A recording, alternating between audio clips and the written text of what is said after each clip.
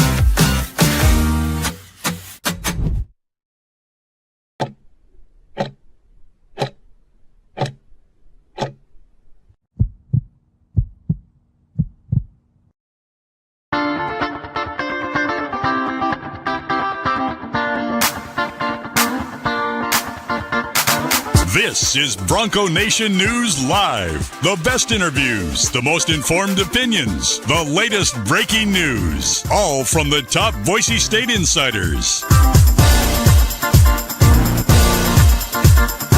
Bronco Nation News Live from BroncoNationNews.com is presented by RowPaint.com, the official paint and coatings company of Boise State Athletics. All Bronco Nation news broadcasts come from the Western Collective Studios. Head down to Western Collective's locations in Garden City or downtown Boise to try some of their delicious beers, including the Horseshoe Golden Ale, the first beer to support an NIL collective. Now, here's four-time NSMA Idaho Sports Writer of the Year, BJ Rains, with another edition of Bronco Nation News Live. Hey, how we doing, Boise State fans? Welcome on into Bronco Nation News Live here at BroncoNationNews.com. A little bit earlier start today as I am getting ready to head off to the airport and head to Albuquerque for the big showdown tonight in the pit. Can't wait to get down there. Excited for that. So if you're watching it live right now here at 8:34, we appreciate you. If you missed part of the show and you're rewatching it later, we appreciate you as well. And again, apologize for the early start, but wanted to make sure we still gave you a full show. And when you have an 11:15 a.m. flight, you just have to bump things up a little bit here. So this is Bronco Nation News Live. It's a Idaho Central Credit Union Friday edition, ICCU. Check them out online, all your banking needs. And we always tell you this, there's a branch pretty much every corner, but the easiest is that app right there in your smartphone. Just download the ICCU app, make the switch today, and you'll be happy you did. And we really appreciate our friends at Idaho Central Credit Union for their support of Bronco Nation News. And we love the app, love ICCU. Love our title sponsor, RowPaint.com as well, ROEPaint.com. You're watching a free show right now. You're going to be watching a free pregame show at the pit, postgame show with Coach Rice and players tonight in Albuquerque, New Mexico, because of our great sponsors like our title sponsor, RowPaint.com. So please support the sponsors, folks. All of your painting needs, concrete coatings, interior, exterior painting, hit up RowPaint.com and all of our great sponsors. And we will have Jay Tust joining us shortly. He is dropping his little one off at school. So Jay Tust will join us here in a few minutes. But we're going to kick this thing off with our man Nathan Carroll, who's been doing a tremendous job for us. He's got his preview up at BroncoNationNews.com. And huge game tonight, Nathan. Appreciate you for joining us, man. How you doing? Doing well this morning. How you doing, BJ? Doing great. One of those mornings where you just got to bump everything up a little bit. So I'm bags packed, Uber ordered, and ready to leave right when the show ends. But wanted to make sure we had a chance to discuss this game tonight because certainly it's a big one. Someone's asking about it. Is it covered on TV tonight? Yes. I believe tonight is Fox Sports 1. They say 9 o'clock. I'm guessing it's going to be 9:10, maybe even 9:15. We'll see. Man, I stayed up late last night, later than I should, watching overtime of that Gonzaga-Oregon State game. That was quite the game, and all I could think about the whole time was, oh, it's 11:15. It's going to be about this time, when the Boise State game's wrapping up tomorrow night in Albuquerque. But that was a great game and should be a heck of a game tonight at the Pit. Yeah, I actually, for those who don't know, grew up in Spokane, so a bit of a Gonzaga fan still. So last night was a tough one for me personally, but there was one theme consistently we saw throughout college basketball last night. Gonzaga, ranked team, goes on the road, loses. Memphis, ranked team, goes on the road, loses. Hey, Nathan, they're saying there's an echo on your voice. I'm not sure if that's me, you, who that would have been. Are you guys still hearing that? We had 3 people say better right there. Now if he's talking, if it's still there. I'm not sure. I didn't hear anything, but I'm not sure about that. Let's someone says Jordan has an echo. Not sure who that is. Nathan's here. But I'm not sure what's going on there. Is that any better? We'll see. I don't know. Okay.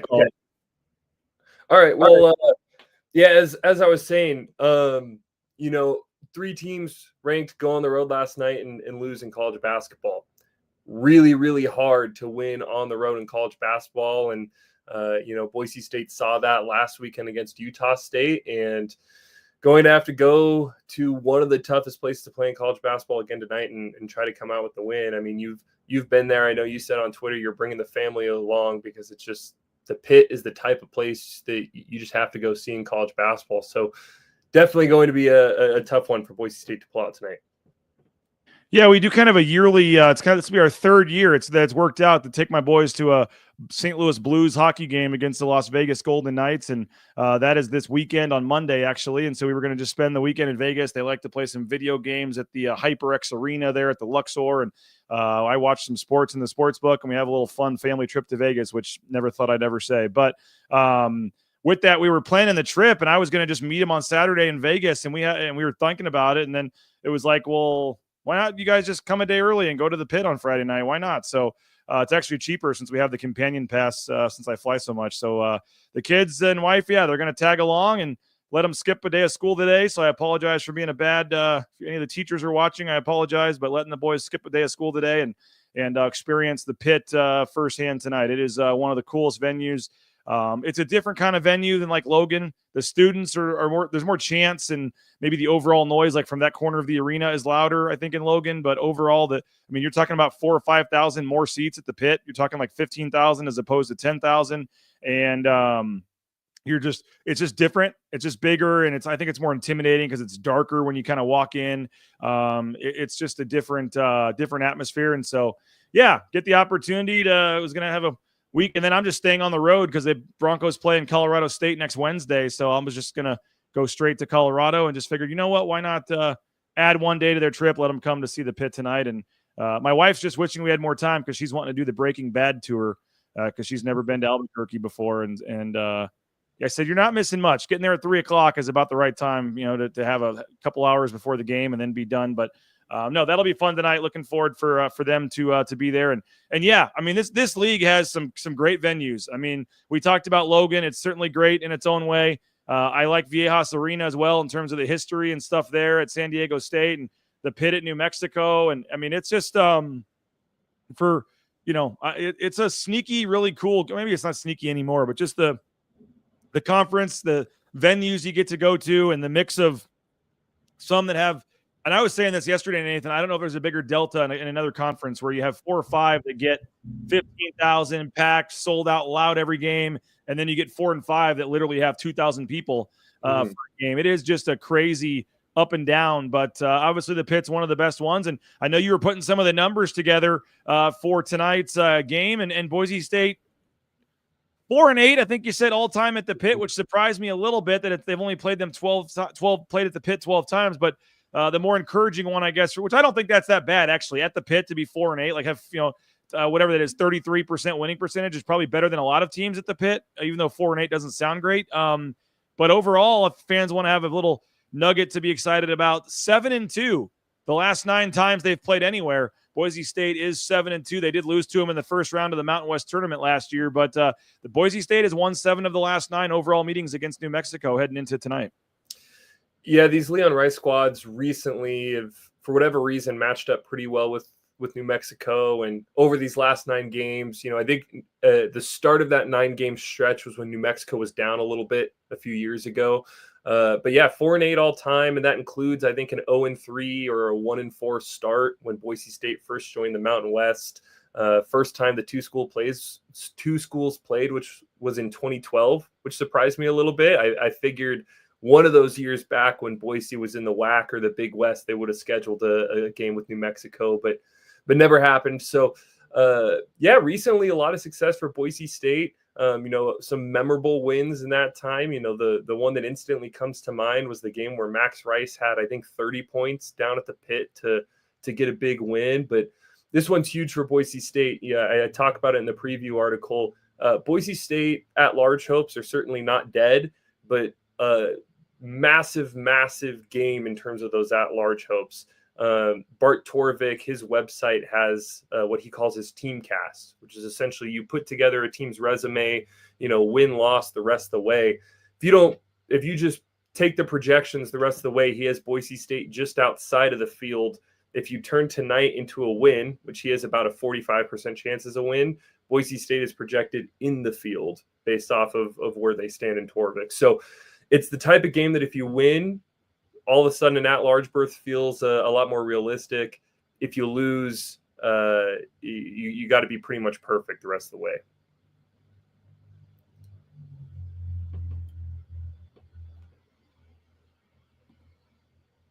Oh, BJ, I'm having trouble hearing you here. Oh, I muted myself because I was trying to make sure there was no echo on your end. So we're off to a great start today. But I was going to say, I know you said like the overall metrics are kind of going in the are starting to even out or go in the right direction, but it's just those marquee wins. I mean, Washington State almost lost to like a 300 team last night. They did hang on, but you need that one to stay quad 2. Obviously, the quad 3 against Boston College, which I think is quad 4 now, or is going to be quad 4 here pretty soon. They look terrible. So you don't get many quad 1 opportunities left, like you said, right? This is one of the final few quad 1 games, and they could really use it. Yeah, Boston College lost down to quad 4 now, and like you said, I don't think that one's coming back up to quad 3 the way BC is playing. That's they pretty much, I saw somebody put out a graphic of the worst teams since, I think it was like December 15th, or maybe it was Feast Week, and who's dropped the most in the net, and the biggest faller was Boston College. They pretty much beat Boise State and then just pieced out, said, all right, that season's over. We got our big win. But yeah, remember that big dude, man. They had this like center. I want to go back and see his stats, hitting like these corner jumpers, elbow jumpers that he had never hit all season. But just one of those games. Yeah, well, and if you remember, Boise State was up, I think 12 or 14 with 12 minutes to go, and just they were up 9. I think 9 was the biggest with about 9 minutes to go. Yeah, and then had I think it was like a 7-minute stretch where maybe it was Boston College outscored them by 12 points. But that loss stings. And then right now, Boise State 1-1 in quad 1, and only a few more opportunities left this season. As of right now, it's New Mexico, San Diego State, Nevada on the road. We'll see how long Nevada stays quad 1 with the way that they're playing, off to I think they're 2-4 now in conference play, because they were able to hold on to that Air Force win. But yeah, right now, just a lack of resume building wins for Boise State. And that's why this New Mexico game is so important. If you lose this one, even if you win out the rest of the way, you're getting 1, maybe 2 more quad 1 wins. And in terms of the predictive metrics, because when we start doing bracket projections, there are the resume metrics, which is just who have you beaten, who have you lost to, but then there's the predictive metrics, which takes a lot more into account. How have you performed, right? So the Utah State loss was actually helpful for the predictives, because that's a game Utah State's rated pretty highly. Boise State was expected to lose by, I think it was 5 or 6 going into the game. To lose by 2 is seen as a positive result. And obviously, beating Wyoming by 41 helps the metrics a whole bunch. Boise State's doing all right in the predictives. It's right now really the resume ones where they've got to come through. And yeah, tonight's a big one. Can't be understated. I mean, if you were to tune into one game so far this season, I think for most of the year it's been that Clemson game that has been the marquee win for Boise State. But tonight's going to be the one that ultimately determines a lot of where the season ends up. And by the way, Ken Palm has this as a 2-point margin, but the spread is 3.5. So you actually get a little value on Boise State from the betting market because for whatever reason that spread started higher, by a decent 1.5 higher than what Ken Palm had it at. He has it at 78.76. But I know you have a section in your preview, and again, paying subscribers can go on to BroncoNationNews.com right now and read this article previewing the game tonight. What did the numbers tell us about New Mexico? What's the New Mexico scouting report here? Yeah, New Mexico, really good rebounding team. They're big, they're physical, like most teams. Like every Richard Pitino team since he got to New Mexico, they play fast. This is his fastest team since he's got to New Mexico. They love to push the ball in transition whenever they get the opportunity.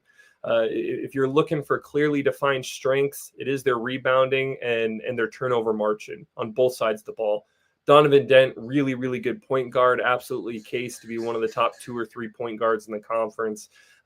Doesn't turn the ball over, scores a lot of points. And then defensively, they're really good at turning teams over. If you want to look at some clearly defined weaknesses, they're one of the worst 3-point defense teams in the conference and really in the nation as a whole. They give up a lot of open 3-point looks. So Boise State, they've been getting hot as of late. Going to have to continue that hot streak. They're giving up 37.5% from 3, 337th in college basketball this season. Some of you watching might not have even known that there's 337 D1 programs, but that's where New Mexico sits. And then offensively, they're not an elite shot-making team. They sit in the 200s for both 3-point percentage and 2-point percentage. Their offense is really predicated off of forcing turnovers or running off of missed shots, trying to get easy points in transition. And when they get into the half court, it's a whole lot of Donovan Dent just trying to take a man off the dribble or throwing it into their big man, Nelly Jr. Joseph, not Joseph Jr., Junior Joseph, who's really, really talented big man. For my money, when I've watched New Mexico, I think he's their best player, as good as Donovan Dent is. I think Nelly Jr. Joseph is the one that Boise State's really going to need to shut down if they want to win. So, in terms of keys to victory, I think you have to limit transition opportunities for New Mexico, right? Stay disciplined in your transition defense, and going to be a big night for Omar Stanley and Emmanuel Ugbo going up against Nelly Jr. Joseph. Because I was thinking about Stanley. We've been kind of waiting for him to have that return game, and I was thinking and I know that Richard Pitino loves Stanley. Like even in yesterday's press conference, he was talking about Stanley and couldn't believe he was coming off the bench. Like I know Richard Pitino loves him. But by the way, New Mexico, you mentioned some of their shooting struggles, also 303rd in free throw percentage as well. Boise State is one of the best free throw shooting teams in America. New Mexico really struggles from the free throw line. 67.6% is 303rd. So if there are a lot of foul calls tonight, which I don't expect, usually on a Friday night game, I mean, you saw last night, wouldn't shock me if Hynese Anderson was in the pit tonight. Kip Kissinger also is a top 5 ranked Ken Palm ref, was doing the Oregon State game yesterday. Like there were a lot of good refs out on the West Coast last night, and it would not shock me one bit with only like 3. I think I counted 3 games west of the Mississippi tonight. So all these big time refs are looking for games, and there's only 3 of them. So I would suspect you have a really good officiating crew tonight for a Friday night game. And then they can still get to a game tomorrow somewhere. So we'll see tonight what that looks like. But I would guess the refs will be recognizable tonight from that standpoint. We got Jay Tust loading in. So final thing, Nathan, just kind of sum up your article on our last 10 minutes and just the importance of this game and how you're feeling about Boise State's chances. Yeah, definitely check out the article. Get into all the nitty gritty, all the numbers. In my opinion, for my money, the best way to prep yourself for tonight's game, especially if you haven't been watching New Mexico, biggest thing if Boise State wants to win, just got to knock down threes. In their 4 losses this year, New Mexico gives up 41% from 3-point range against San Jose State. I think San Jose shot 10 of 22 from 3. So Boise State, they've been hot from 3 these last couple games. They got to stay hot if they want to win tonight. I think that's the key number they have to look at. If Boise State can hit 9 or 10 threes, they put themselves in a great position to get a win tonight. Yeah, you're right. Those numbers are looking at KenPom pretty staggering. The 46% 2-point defense is 41st in the country, but that 3-point defense, like you said, 337th at 37.5%. So no Max Rice tonight, though, to hit 7 threes or whatever like he did last year. So that'll be a tough one. But Nathan, appreciate you as always, man. Thanks for jumping on. Great story. Hope everybody goes and checks it out. BroncoNationNews.com, and we'll be talking to you soon, man. Appreciate it, BJ. Hey, today's an ICCU Friday. Here's a quick word from Idaho Central Credit Union. Hey, Forrest here. Nothing like getting paid. And with ICCU's mobile app, I can deposit checks or accept Zelle payments so the money hits my account fast. I just wish there was an app for mowing the rest of these lawns.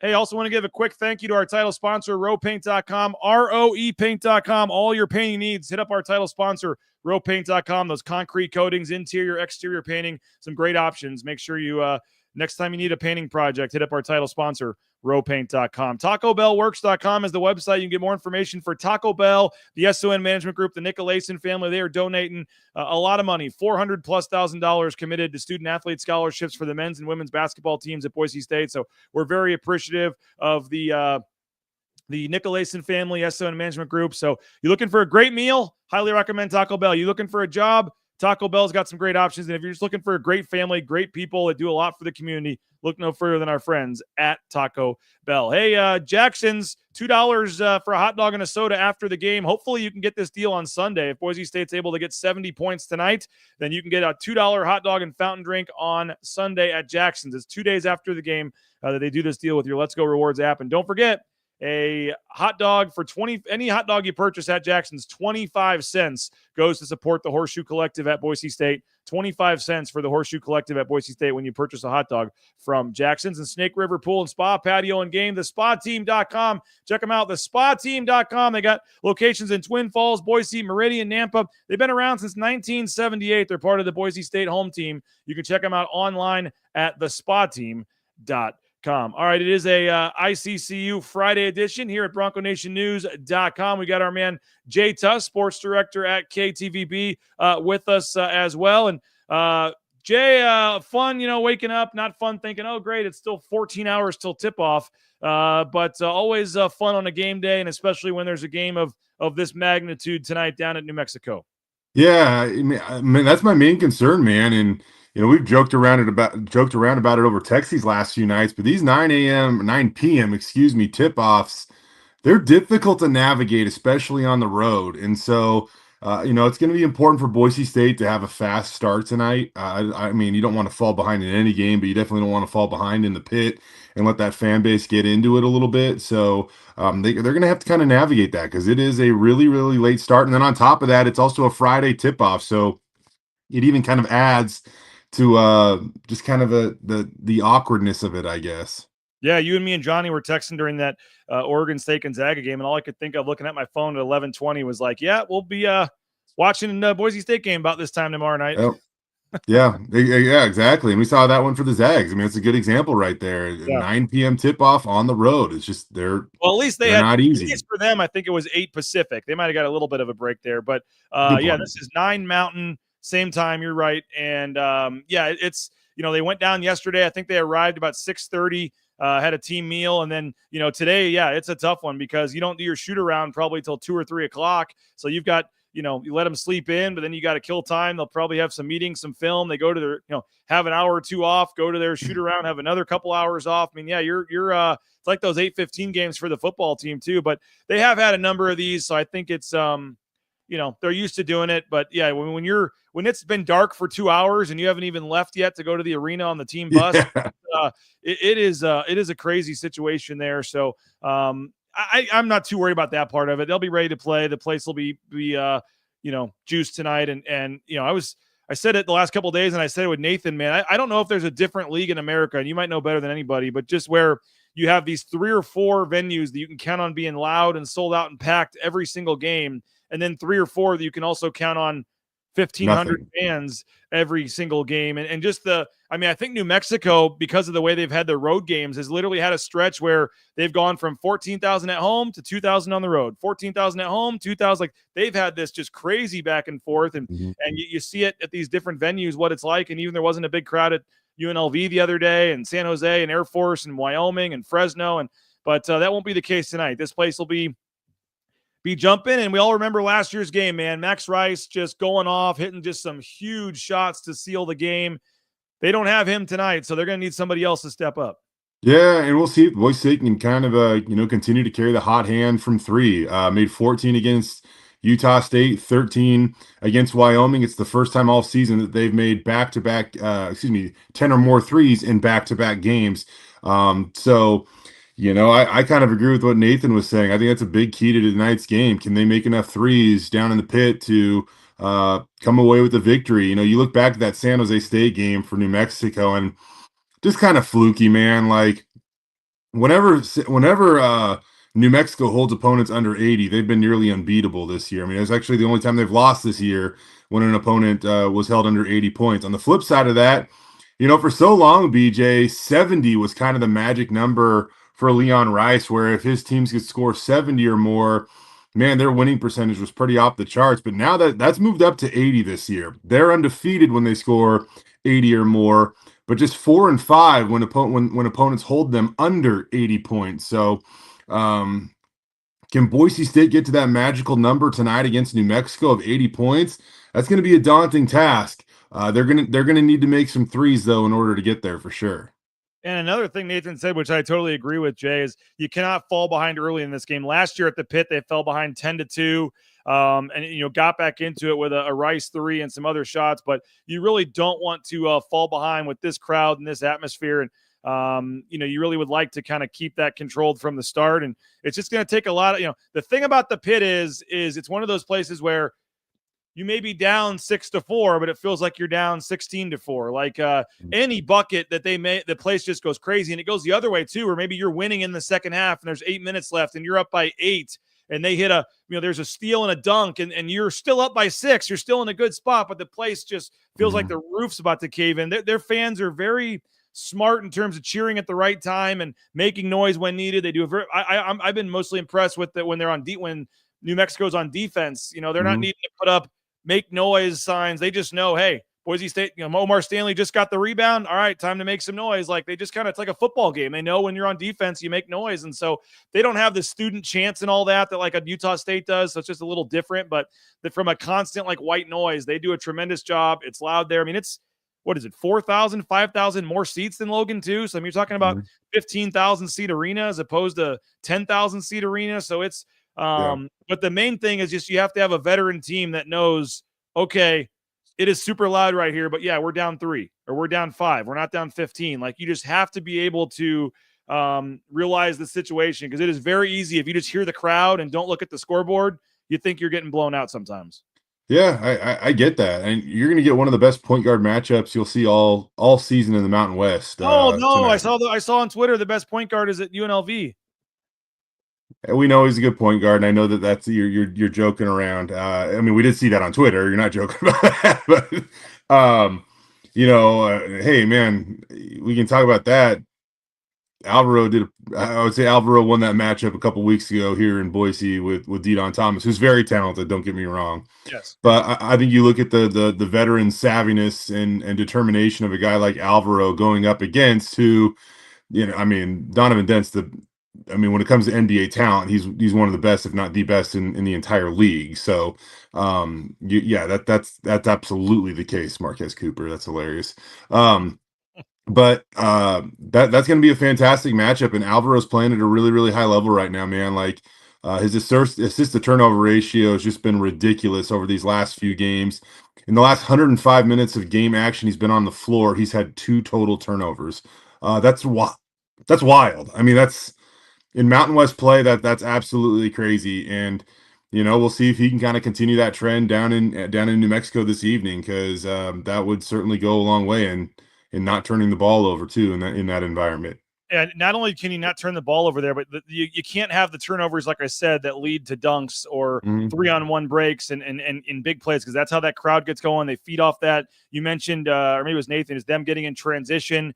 And so definitely getting back on defense, not having those steals or those turnovers that lead to easy layups or dunks at the other end. That's that's a huge key to kind of keep Yep. the crowd a little bit subdued at times tonight. But yeah, I mean, Donovan Dent in last year's game, by the way, it was 35 points Max Rice had last year down there at the pit. Just incredible. In that game, I was looking at the box score here, was tied 67-67 with 7 minutes to go. And then Boise State kind of went on a surge and then got up and ended up winning by 8 points. But that was a tie game, 7 minutes to go, and then Boise State hit some big shots and was able to pull away. And you expect, I mean, if you said right now to Leon Rice, you'll be tied with 7 minutes to go, you'd take that. You'd probably say better chance than not. That's about where this game's going to be. It's going to be a close game. I mean, you're going to get up, then they're going to make a run. You're going to get down, they're going to make a run. Like that's just what happens. I don't think anybody thought when Boise State was up 13 against Utah State that they were going to stay up double digits the whole game and just put that away. You hoped that they would win, but you expected Utah State to make a run. So, even if they get up 7, 8, 10 points, I mean, crack open your horseshoe golden ale, just because you're thirsty, not necessarily in celebration of a win yet, because New Mexico is going to make a run, and you probably know there's going to be some big shots, big plays that have to be made in the last 3, 4, 5 minutes, and you hope a guy like Cardenas can run the offense and do that. And I think you asked him after the game about the matchup with Dent and just kind of how he excites for that. And he does seem like a guy. The only concern I have is sometimes I think he tries a little too hard. He's just such a competitor, and he wants to win so bad. And you can just tell he really wants this team in his last year to be special. And for the most part, that has really helped and been a huge benefit. And in a game like tonight, having a competitor and a guy like that who's loving the crowd, talking trash and all that, Graham Ike, when he fouled out last night, was, hyping up the crowd. That totally seems like something, a Cardenas would do. But you also just want to make sure that I've seen at times, I think, where he's tried a little too hard in a couple of these games. San Diego State was one of them at times. You just want him to just, be controlled. But I think he does have, I think a Cardenas does have a chance to be a game changer in a game like this. But I also think Omar Stanley, it wouldn't shock me if they start him tonight. It really would not, if they just make the move and say because against Nelly Jr. Joseph, maybe they stick with Ugbo. That's fine. He did okay. But I don't see Dylan Anderson being the guy that can guard a Nelly Jr. Joseph down in the paint. They've got, another big too, coming off the bench. But Nelly Jr. Joseph, you need a guy with some muscle in there and some size that can really try to push him around and not let him do his thing on the defensive end, but also rebounding. I think Omar Stanley, whether he starts or not, could be a massive factor in this game. Yeah, I think the nice thing there, if you're Boise State, you actually feel like you got a couple different bodies that you could throw at Nelly Jr. Joseph, right? I don't know if honestly, I don't know if it really matters who starts, but you're right, man. It would be nice to see Omar continue to work on his confidence and get that back. And one thing for me when it comes to that too, like Omar's such like an awesome athlete, man. Like this is a game where, man, even if he doesn't score or whatever, like go get like 7 or 8 rebounds. You know what I mean? Like go get a couple offensive rebounds that create some second chance opportunities for Boise State. Like that's one thing that, like, when it comes to confidence, those are things you can control, because that's a lot of effort. Like sometimes you just can't control if the ball goes in the bucket or not, right? So that would be one thing I think that he can kind of like go out and do tonight is go get some rebounds and play with that tremendous effort and energy. And he's an awesome teammate, and I would love to see it, because he is a really good teammate. Like the behind the scenes stuff, like he's completely genuine when he talks about his teammates and how much he supports them. And last game, BJ, not to be the old guy that pays attention to things that maybe don't really matter and when it comes to the stat sheet, but when you would look over and you kind of check out guys' attitudes and stuff like that when maybe they do get moved to the bench, and you looked over last game, and when Emmanuel Ugbo was doing some things or somebody had hit a big shot, like Omar was like all in on the bench, like all in terms of his support, and I do think that is big, and he deserves to have a good game for that matter too.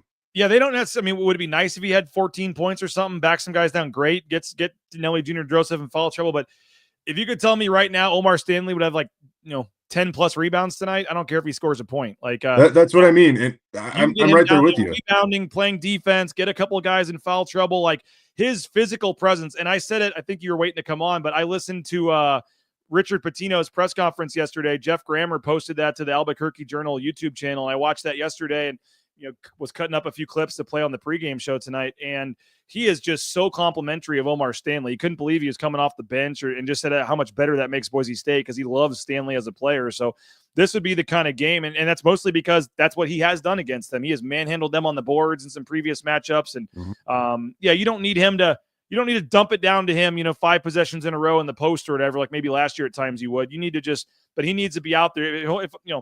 What did Omar Stanley play? 11 minutes? And I know they were blowing out Wyoming. I get it. But I think he only played like 15 minutes, 10 minutes, something like that. It was a crazy low number. If you can get 20-plus minutes out of Omar Stanley in this game, that probably means he's producing 25 minutes out of Omar Stanley. I don't think this is a great matchup for Dylan Anderson tonight with some of the defensive players they have. So I do think there's an opportunity for Stanley to get a lot more playing time. They also could go small at times with Javen Buchanan out there and maybe Tyson at the 5 a little bit if you want to mix some things up.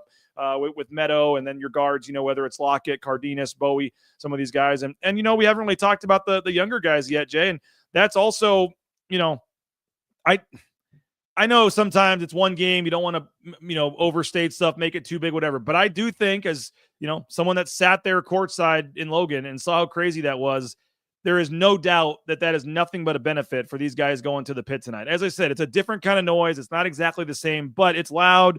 You can't hear. They had a shot clock possession on, I believe, the first possession of the game against Utah State, right? They had a couple of them.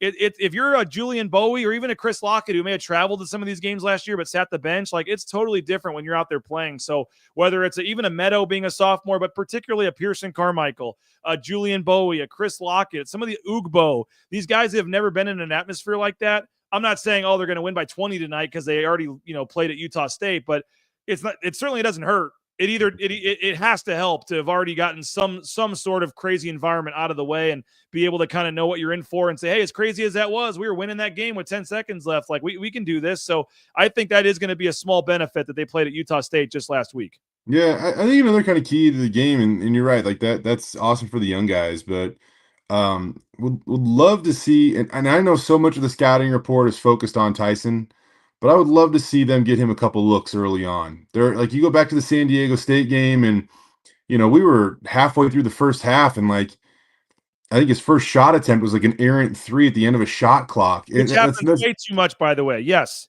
set it up, establish Tyson, run 3 or 4 sets right away, get him going, get his confidence going. It's been a problem way too much during his career. I totally agree. Sorry to cut you. No, but it's just kind of the bigger games, and it's not like Tyson doesn't have it in him. The guy's about to crack 1,700 career points. He has over 1,000 career points against Mountain West teams if you include the conference tournament. He's such a tremendous player. I just don't want I think it's a tough way. No, your first shot doesn't define your night by any means. But if your first shot's a crazy shot, you missed it, and then if you miss your next one, it doesn't take long before it feels like you're kind of fighting an uphill battle or trying to make up for something, right? So, how do they get him a couple looks? Dude's averaging over 6 free throw attempts per game. Get him to the free throw line.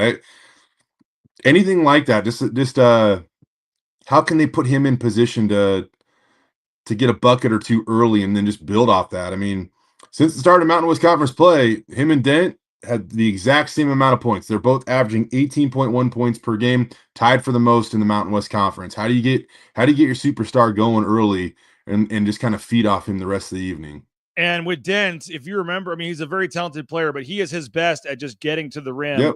Whether it's Lockett, whether it's Cardenas, I don't know how they're going to match up on him, but there was a stretch I remember in the second half of that game at the pit last year where literally New Mexico's entire offense was just Donovan Dent crossing over his guy at the top of the key and getting a layup or getting fouled. And he can do a lot of things. He can shoot, but he's not some guy that just gets a lot of his points with outside threes or the Jamal Mashburn kind of pull up jumper. He is he's just got great moves, great handles. And last year they could not contain him. And Boise State was in a really nice position to win that game. And then, which they end up, I know they did win, but it looked a lot more comfortable. But the only way New Mexico kept staying in the game was Dent just getting to the rim. So doing something else and making some other guys, making him dish and get out, is, I saw somebody say it yesterday on the chat, Jay, and it was you can let Dent get his points, but when he starts getting the assists, that's actually where it starts hurting you because the other guys can't shoot as well. They can't do as much.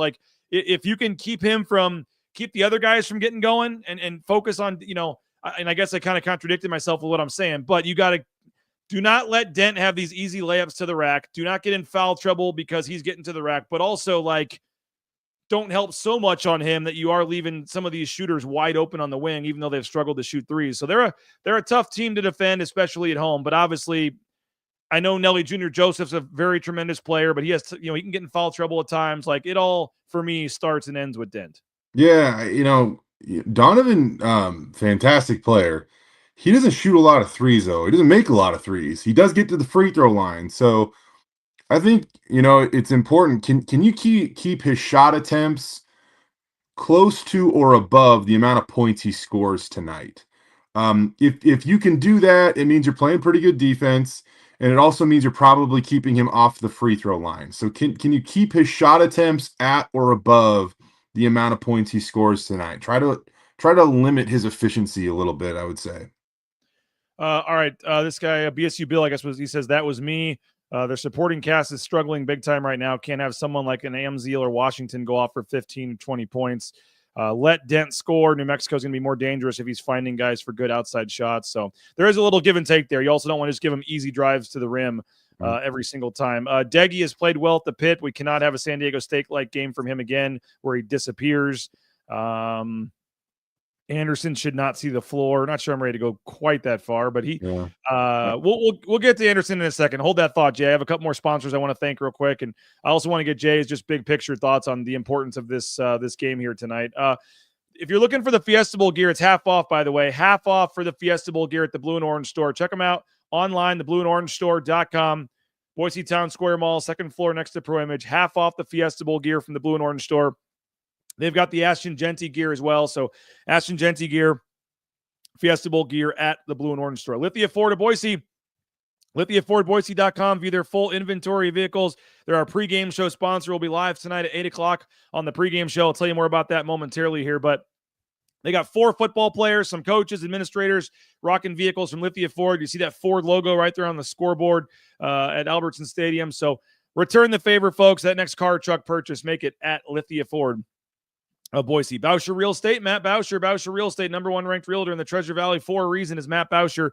And Bousher Real Estate, no home is too big or too small. Matt is ready to help you out, and we'll be picking our Bousher Real Estate player of the game tonight after the game. So Bousher Real Estate online at BousherRealEstate.com. Ridley's Family Markets, shop Ridley's.com. 13 locations across the state of Idaho, the surrounding states. Download that Skip app, get savings up to 40% off at the checkout line. And when you go into Ridley's Family Markets, the family's the key word there. Just a family feel, great atmosphere and friendly staff. And I just highly recommend the Kuna location. And maybe you have another option a little bit closer, but I promise you, you'll enjoy the experience, and you're helping out some good folks when you go to Ridley's Family Markets. Transportation compliance service. If you're looking for a new job, check out TCS, transcomservice.com. They can help you get into the trucking industry, all your overweight permits, everything you need to get into the trucking industry. Check them out online at transcomservice.com. Lean Feast, leanfeastmeridian.com. Got the order yesterday, had a couple yesterday. Leanfeastmeridian.com. 10,000 plus combinations, healthy eating options. Leanfeastmeridian.com. The website is wrong there at the bottom. It's leanfeastmeridian.com. They have deals with the football team, the basketball team, Tyson Degenhart. Him and his girlfriend have deals with Lean Feast. Brooke Thompson on the softball team. So, check them out, leanfeastmeridian.com. And you can leave us a voicemail tonight, hopefully some positive ones. If Boise State wins tonight, let's get some voicemails on the postgame show. Brought to you by Signature Roofing. You can leave it at speakpipe.com/BNN. Signature Roofing, covering our community for more than 20 years. You saw RJ Keene on yesterday's show, courtesy of Signature Roofing. Whether it's a re-roof, a repair, a free estimate, an inspection, they got you covered at Signature Roofing, mysignatureroofing.com. And this is a Friday edition. As we told you, ICCU, we appreciate them. Idaho Central Credit Union, all your banking needs, hit up ICCU, Idaho Central Credit Union. Rain's family made the switch when we got them on as a sponsor a couple years ago, and I just wished I had done it sooner. So easy to use. Love the mobile e-branch online banking. The app is so easy to use. Move money around to our different accounts. So Idaho Central Credit Union, check them out online at ICCU.com. Ryan says, I think Cardenas is going to be the key to the game. If he can feed Deggy early, it'll be a good night for the offense. Mike says Cardenas controlling games lately, just fun to watch. You feel pretty good going into an atmosphere, a game like this, having a 4-year starting point guard, even if it is his first year with your team. Yeah, and one thing about I really agree with that last comment. He's really commanded the pace, like especially in the pick and roll and things like that. Like he just has a savviness to his game where he dictates the pace of what's going on, and it's not the other way around. He's rarely sped up and things like that. Really excited to see what he can do for this team in this situation. And you talk to Alvaro, and he really appreciates being in this program because he knows where he was before. And you know at his previous stop at San Jose State, they'd go to New Mexico and get scared they were just going to get killed.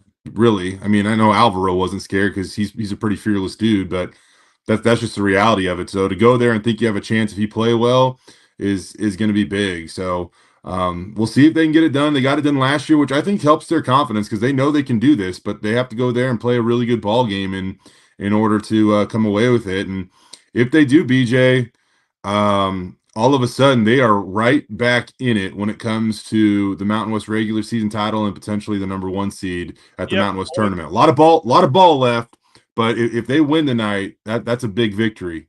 Yeah, we'll finish up here momentarily on that thought. But it's funny because I was going to say to win a game like tonight, you need your seniors, you need your best players to produce, but you also are going to need a big shot from Andrew Meadow at some point, a big shot from Julian Bowie. Like you're going to definitely need other contributors, but when it's all said and done, you're going to need Tyson, you're going to need Alvaro, and like I said, I think you're going to need Omar to be your 3 seniors in this atmosphere to really be the guys that you can lean on and lead in a game like this. Yeah, Andrew Meadows, the only player in the Mountain West Conference shooting 35% or better from 3, 45% or better overall, and 85% or better from the free throw line. That's also scored 200 points this season. So, I mean, he's the only guy with those efficiency numbers across the board, basically, BJ, that plays significant minutes. And on that note, too, you want to look at across the NCAA, Andrew Meadows only turned the ball over 8 times this entire season. In terms of players that have played 500 or more minutes, that's top 5 in the country in terms of fewest turnovers. And then not far behind them is Tyson Degenhart, who also rarely turns the ball over.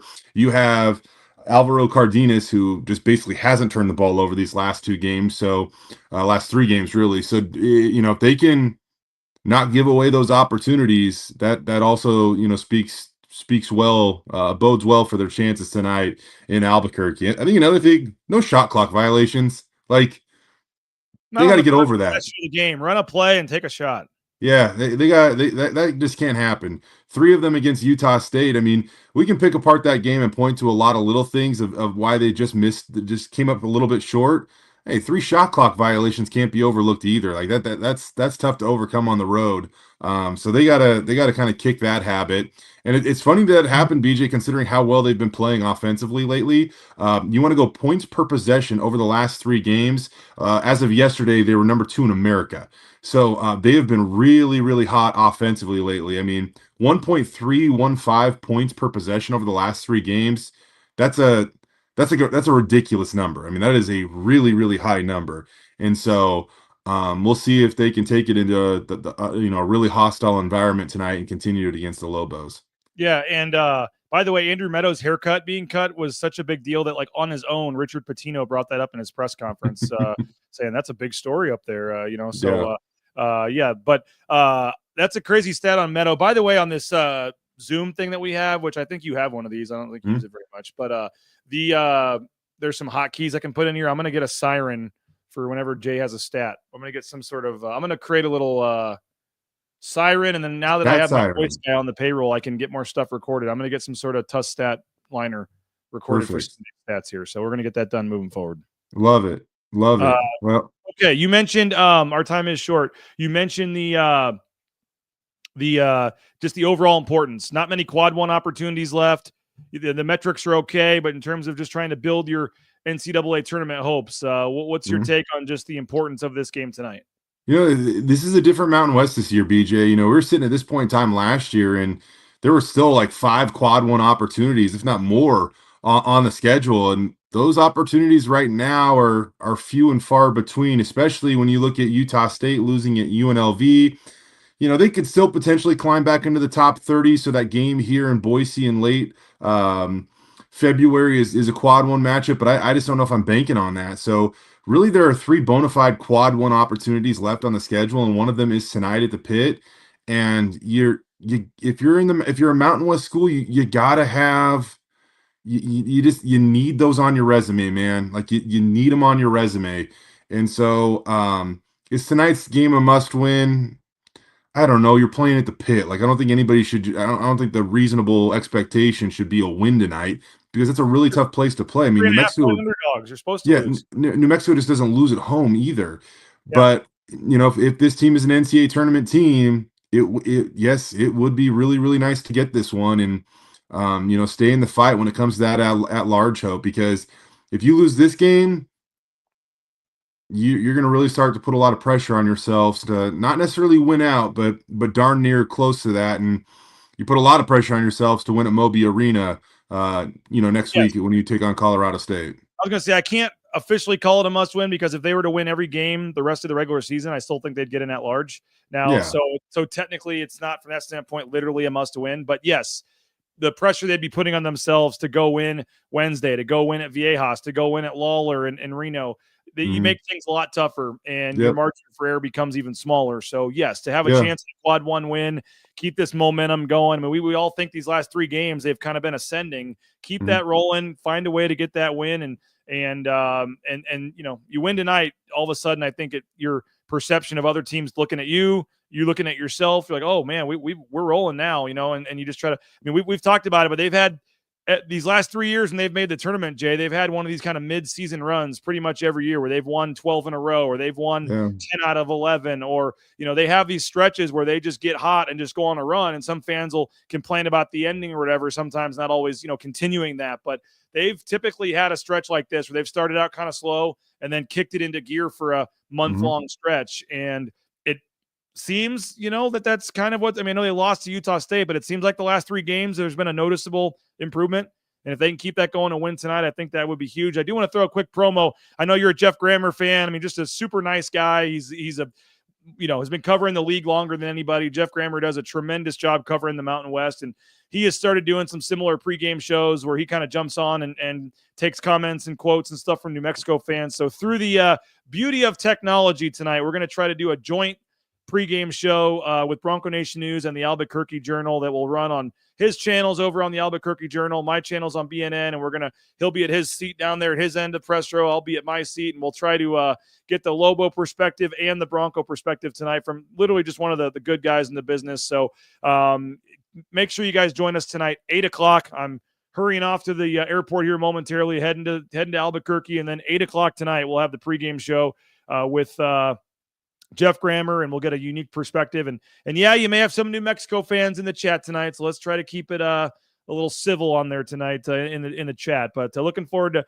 catching up with Jeff and having him join us on the pregame show, and then we'll have postgame coverage. And I know, Jay, you'll have plenty of coverage as well on KTVB and all the various channels there. But get a little extra coffee tonight and stay up late. Should be a fun night. Yeah, little simulcast, nice. I was going to say, I was going back to your point about really, playing on the road and things like that.